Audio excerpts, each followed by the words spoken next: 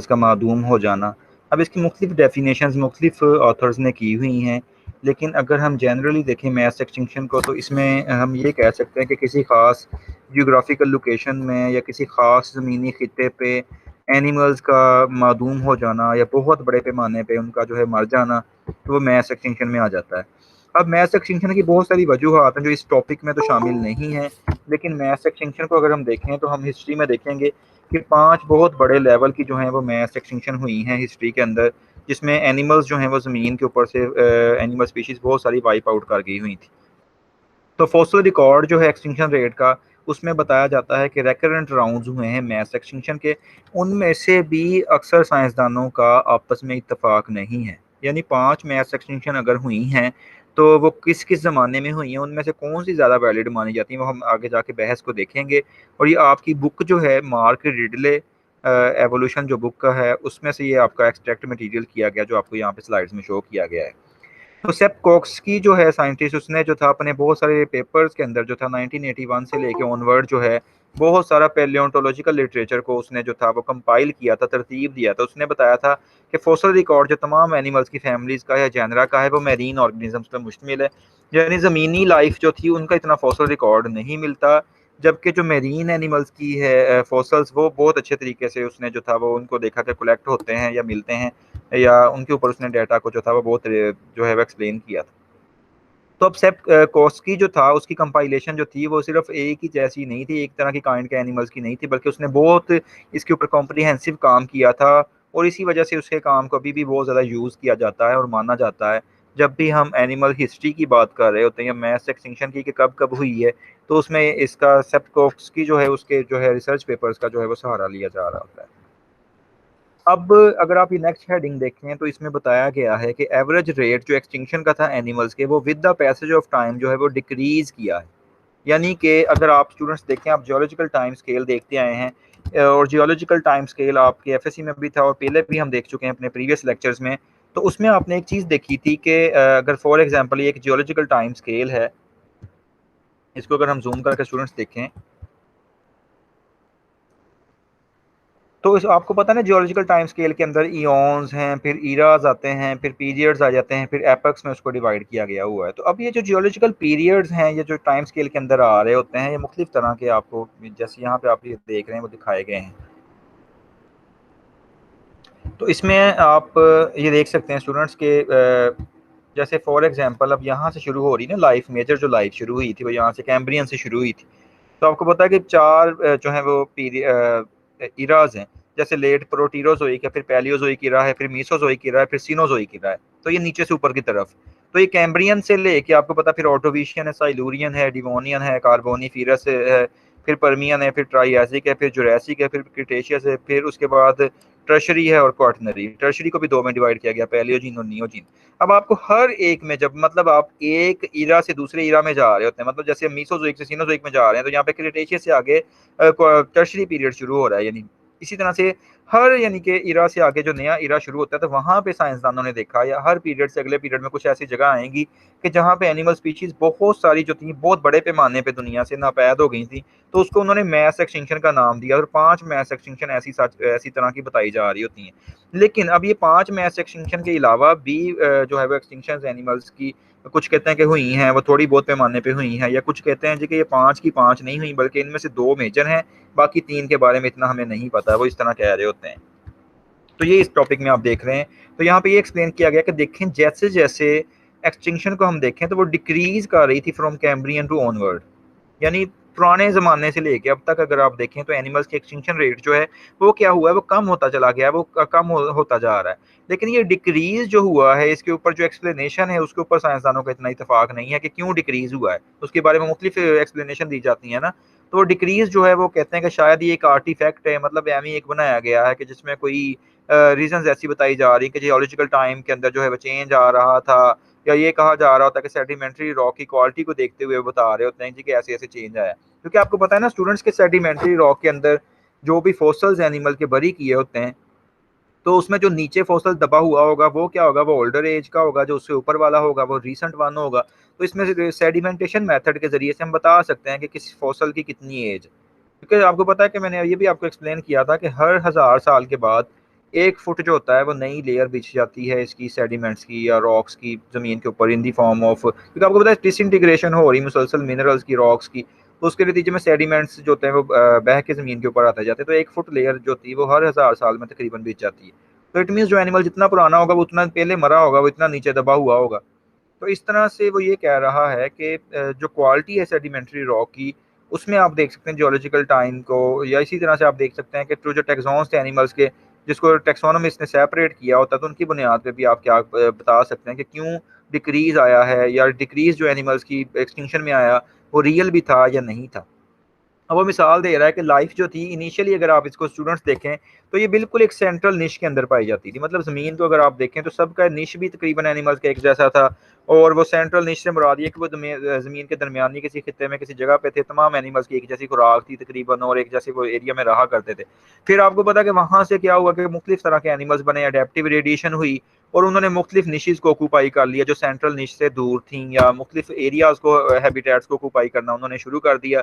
तो इस तरह से जो इनिशियल लाइफ थी उसकी कॉलोनी तो सेंट्रल निशीज की थी, तो उनके अंदर इंटेंस कंपटीशन बहुत ज़्यादा था, क्योंकि जब तमाम एनिमल्स के रिसोर्सेज एक जैसे होंगे, फूड शेल्टर या रिसोर्सेज एक जैसे होंगे, तो इट मीन्स उनमें कंपटीशन ज़्यादा होगा उसको हासिल करने के लिए।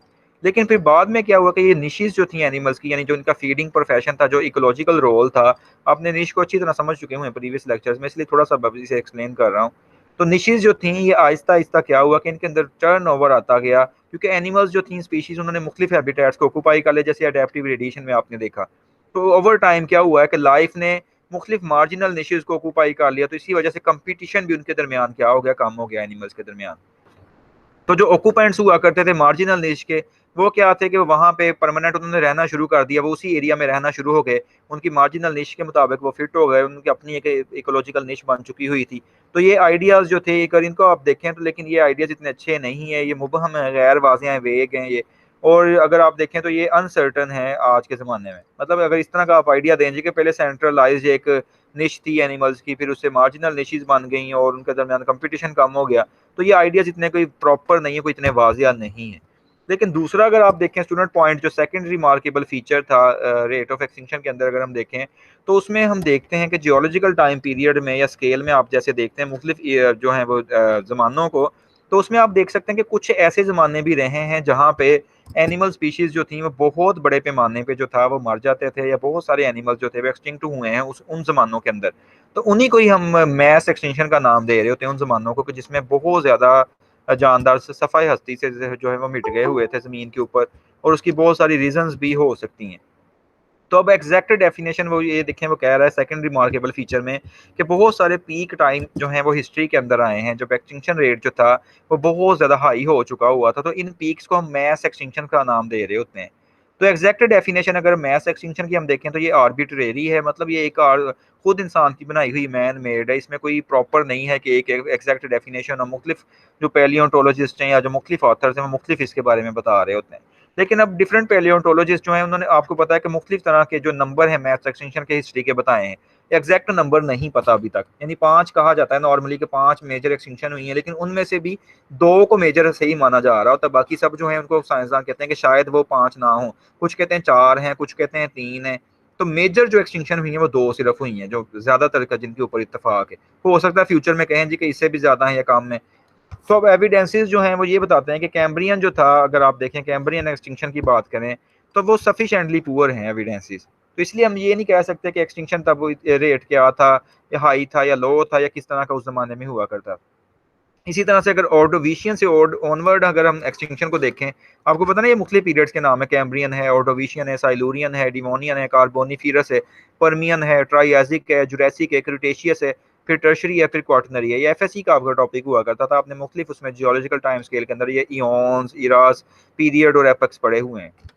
तो अब ऑर्डोविशियन यानी ये नेक्स्ट वाला जो है, तो ऑर्डोविशियन से अगर आगे आगे हम देखें तो 5 लार्जेस्ट एक्सटिंक्शन इवेंट हुए हैं, जो लेट ऑर्डोविशियन में एक हुआ, ये पांचों के अब नाम बताए गए किस किस ज़माने में हुआ, ऑर्डोविशियन के एंड पे, फिर डिवोनियन के एंड पे, ठीक है, फिर इसी तरह से परमियन के एंड पे, फिर ट्राइजाइसी के तकरीबन अंदर जाके काफ़ी देर के बाद, यानी और उसके बाद क्रिटेशियस के एंड पे।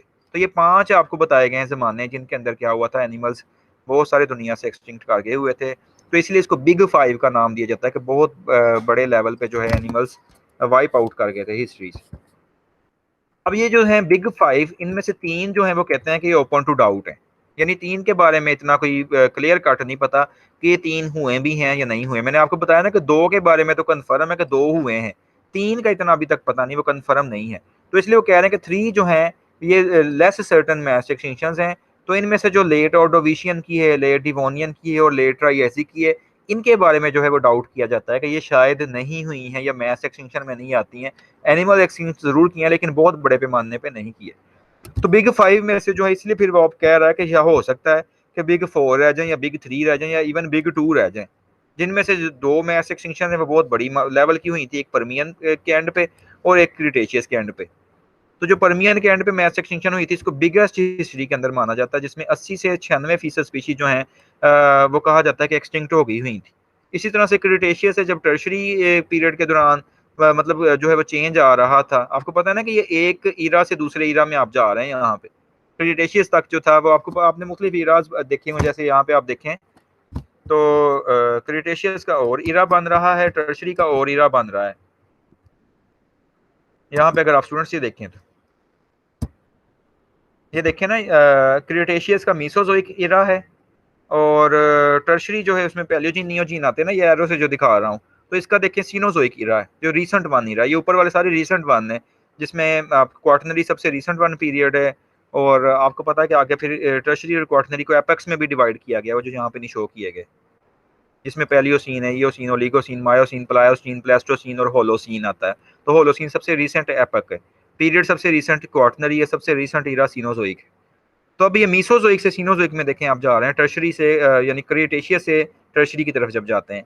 तो यही वाली बात यहाँ पे आपको इसमें एक्सप्लेन ये देखें की गई है कि यहाँ पे अगर आप देखें क्रिटेशियस से जब टर्शरी पीरियड में आप जा रहे थे, तो ये भी मैस एक्सटिंक्शन में क्या हुआ था, कम अज कम वो कहते हैं कि हाफ से ज्यादा, यानी 60 से 75% स्पीशी जो थी वो एक्सटिंक्ट हो गई थी। तो परमियन जो था, एंड के परमियन में, वो उसमें सबसे ज्यादा स्पीशीज एक्सटिंक्ट हुई थी। 80 से 96% तब स्पीशी का कहा जाता है कि वो मर गई हुई थी। अब परमियन आप देखें तो यहाँ पे आप ये परमियन देख रहे हैं स्टूडेंट, ये वाला, ठीक है ना। तो परमियन पैलियोजोइक जो है इरा में आता है। तो इस जमाने में सबसे ज्यादा स्पीशी जो है वो एनिमल्स की जो है माना जाता है कि एक्सटिंक्ट कर गई हुई थी। तो ये दो जो है ये बिग एक्सटिंक्शन इवेंट है। तीन के बारे में अभी डाउट है कि वो पता नहीं हुई हैं या नहीं हुई है। समझ आ रही है ना स्टूडेंट्स आपको लेक्चर की? जी सर। कह रहा है कि ऑब्जर्वेशंस को अगर आप ये देखें कि मैस एक्सटिंक्शन जो हुई हैं, उसमें आप अगर देखें तो इसमें बहुत सारे साइंसदानों ने इसके ऊपर काम पहले ही किया हुआ था। यानी जो आज आप मैस एक्सटिंक्शन की बात कर रहे हैं ना, जियोलॉजिस्ट ने 19th सेंचुरी में भी इसके ऊपर काम किया था। तो वो अर्थ की हिस्ट्री जब बता रहे होते थे तो उसमें वो क्या करते थे, जब भी एनिमल्स के फॉसल्स को वो जमीन से निकालते थे तो ऑब्वियसली वो उसका टाइम भी नोट करते थे। क्योंकि आपको पता है कि जब डेप्थ को आप देख रहे होते हैं सेडिमेंट्री रॉक्स की, तो जो डेप्थ में से फॉसल मिलेगा, जितना गहराई से मिलेगा, इतने इट मीन उतना ही ज्यादा ओल्ड होगा। तो इस तरह से जियोलॉजिस्ट जो थे वो 19th सेंचुरी में ही मैस एक्सटिंक्शन के बारे में तकरीबन पेशेंट को ही कह रहे थे कि एनिमल्स जो है बहुत सारे वाइप आउट कर गए हिस्ट्री से। और इसकी रीजन मुख्तलिफ बताई जाती हैं। जैसे आपको पता है ना कि जैसे डायनासोर का हम कहते हैं जी कि एक बहुत बड़ा कॉमेट जमीन के ऊपर आके गिरा था, तो शाह साकबे की ये भी रीजन बताई जाती है डायनासोर के एक्सटिंक्ट होने की। एक्सटिंक्शन की रीजन बहुत सारी हैं। तो वो फिर जी वो डस्ट बहुत ज्यादा हवा में फैल गई थी, तो उसके नतीजे में वो जो फोटोसेंसिस नहीं हो पाई प्लांट्स की और डायनासोर को खुराक नहीं प्रॉपर मिल पाई, तो वो एक्सटिंक्ट जमीन से हो गए। तो एक्सटिंक्शन रीजन बहुत सारी वेरी करती हैं। ऐसे ही आपको पता है कि आइस एजेस भी जमीन पे आई हैं, जब बर्फ मुसलसल जमीन पे रहती थी, बर्फबारी की वजह से या मुसलसल आइस एजेस की वजह से भी एनिमल्स एक्सटिंक्ट कर गए। तो रीजन मुख्तलिफ हो सकती हैं, लेकिन एक्सटिंक्ट जरूर हुए हैं एनिमल्स बहुत बड़े पैमाने पे। तो यही मैस एक्सटिंक्शन है। तो वो कह रहा है कि जियोलॉजिस्ट ने इसके ऊपर बहुत अरसे से काम किया हुआ था, और वो जब डेप्थ देखते थे सेडिमेंट्स की, तो सेडिमेंटेशन मेथड से वो अंदाजा लगाते थे कि कौन सा एनिमल कितने अरसा पहले पाया जाता था। और वो मुख्तलिफ टाइम पीरियड के अंदर एनिमल्स को रिकोगनाइज किया करते थे, डिफरेंट फानास के कैरेक्टरिस्टिक्स को वो रिकोगनाइज किया करते थे, जो पहली जियोलॉजिस्ट हुआ करते थे। तो उन्होंने तीन लार्ज स्केल फाना टाइप्स को फिर डिस्क्राइब किया था। जैसे आपको पता है ना कि चार आपको पता है कि इयोन्स के बाद इराज आते हैं। तो वो उन इराज में से तीन इरा आपको पता है बड़े लेवल के हैं। जैसे ये आप देख रहे हैं पैलियोजोइक, मीसोजोइक और सीनोजोइक, ये तीन इरा आपको नजर आ रहे हैं साइड पे, जिनमें ये Devonian, Carboniferous period, Permian, Triassic, Jurassic, Cretaceous और टर्शरी क्वार्टनरी पीरियड आ जाते हैं। तो अब पैलियोजोइक, मीसोजोइक और सीनोजोइक जो इरा आ गए तीन, ठीक है। अब इनको जो है अगर आप देखें तो इन्हीं के हिसाब से, नामों के हिसाब से फाना में डिवाइड किया था। यानी पैलियोजोइक अपना एक फाना था, यानी अपना वहाँ के एनिमल्स थे इस जमाने के। मीसोजोइक के अपने तरह के एनिमल्स थे और सीनोजोइक के अपने तरह के आज के एनिमल्स। तो इस तरह से जियोलॉजिस्ट ने 3 हिस्सों में इनको एनिमल्स को, क्योंकि एनिमल्स यहीं से शुरू हुए थे ना सही बनने, तो उनको इस तरह से 3 हिस्सों में एनिमल्स को उन्होंने जियोलॉजिस्ट ने डिवाइड किया हुआ था।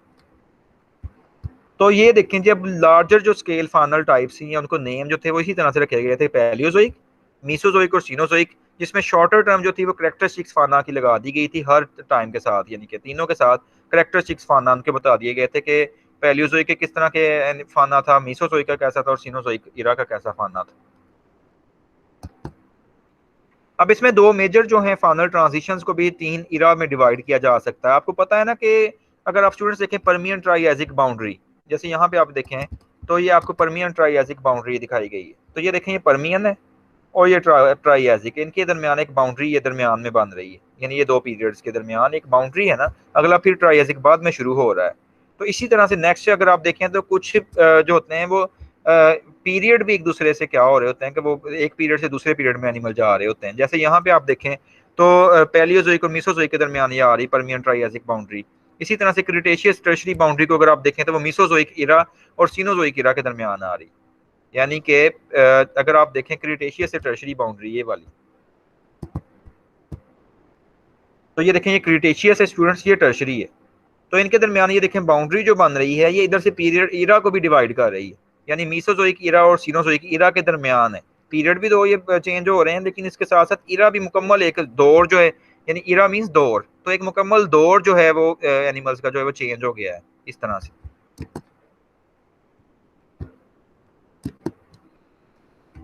तो अब इसमें देखें कि दो मेजर जो फाइनल ट्रांजिशंस थी वो दो मेन मैस एक्सटिंक्शन को शो कर रही होती हैं। स्मॉलर ट्रांजिशंस जो थी उसमें क्या हुआ था कि वो स्टेजेस उनमें थी जो कि with in the main Ira's थी, यानी कि छोटी ट्रांजिशंस तब होती थी जो कि मेन इरा के दरमियान दरमियान, और जबकि बहुत सारी जो थी वो स्मॉलर में कॉरेस्पॉन्ड कर रही होती थी। और वहाँ पे क्या था कि एनिमल्स की बहुत सारी जो थी वो एक्सटिंक्शन हो रही थी, उनकी पीक काफ़ी ऊपर की तरफ गई होती थी, जैसे कि सेपकोस्की ने 1996 के ग्राफ में दिखाई हुई है। वो 1996 का उसका ग्राफ जो सेप्टकोस्कीज का है स्टूडेंट्स, ये अपनी बुक में आप देख सकते हैं जो आपको मैंने जीसीआर में शेयर की हुई है, उसमें आपको ये ग्राफ दिखाया गया, वहां से आपको पता वो नहीं निकल सकता।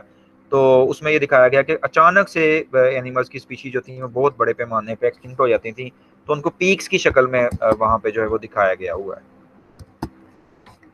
अब नेक्स्ट देखें अगर आप एक्सटिंक्शन रेट को, तो इसमें जो है वो नंबर ऑफ स्पीशी का जो है वो बताया जाता है। एक्सटिंक्शन रेट आप अगर देखें स्टूडेंट्स तो ये with the passage of time जो है वो वेरी करते हैं। आप अब ये नहीं कह सकते आपको पहले एक्सटिंक्शन ज्यादा थी अब कम है या दरमियान में कम है, अचानक कभी रेट ये ज्यादा भी होता रहा है इस चीज में, कभी कम भी, कभी मिडल रेंज में भी रहा है। तो एक्सटिंक्शन रेट जो इसमें क्या होता है कि नंबर ऑफ स्पीशी को कितनी एक्सटिंक्ट हो रही है 10 लाख साल के अंदर, तो 10 लाख सालों में जितनी स्पीशी एक्सटिंक्ट करती हैं उसको एक्सटिंक्शन रेट से हम क्या करते हैं वो मेजर कर रहे होते हैं। और ये हिस्ट्री ऑफ लाइफ में अगर हम देखें तो ये चेंज होता रहा है, कभी कभार ये बहुत हाई रहा है, कभी कभार ये बहुत कम रहा है, कभी कभार ये दरमियानी रेंज में रहा है। और कोई भी इसमें ऐसा एविडेंस नहीं हमें मिलता जिसमें हम ये कह सकें कि मैस एक्सटिंक्शन जो है उसको आप डिस्टिंक्ट जो है वो बता सकें कि ये फलां इवेंट के अंदर जो है वो मैस एक्सटिंक्शन अच्छे तरीके से हुई। लेकिन ऑब्जर्व्ड जो मैस एक्सटिंक्शन है उसमें आप जरूर ये कह सकते हैं कि एक्सट्रीम है ये, एक कॉन्टिन्यूम की एक्सटिंक्शन रेट से एक कॉन्टिन्यूम जरूर रहा है। तो इसलिए पैलियो जो बायोलॉजिस्ट हैं वो क्या करते हैं मैस एक्सटिंक्शंस को जो होता है वो सेपरेट स्टडी कर रहे होते हैं फ्रॉम द पीरियड्स, यानी वो पीरियड से हट के इसको स्टडी करते हैं। लेकिन रिसर्च पर्पज के लिए क्या होता है कि आप मैस एक्सटिंक्शंस में या बैकग्राउंड एक्सटिंक्शंस में डिवाइड कर सकते हैं एक्सटिंक्शन रेट को। अब मैस एक्सटिंक्शन तो मैंने बता दिया कि बहुत बड़े एक जियोग्राफिकल पैमाने पे जो है वो स्पीशीज का वाइप आउट कर जाना या खत्म हो जाना, नापैद हो जाना, वो मैस एक्सटिंक्शन हो गया।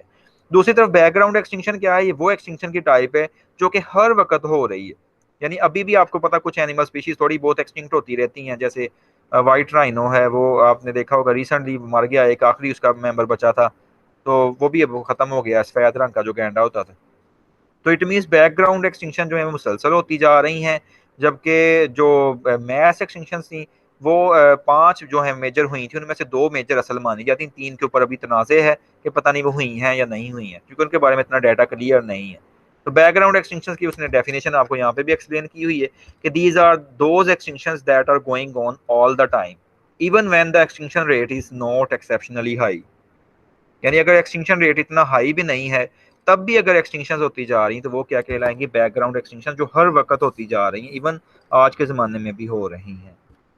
तो ये है जी स्टूडेंट, इसका रेफरेंस आपकी बुक का, ये आपको शेयर भी जीसीआर में की हुई है, इसमें से आपने कुछ टॉपिक्स पहले भी ऑलरेडी पढ़े हुए हैं। कोई क्वेश्चन है आपका तो आप कर सकते हैं।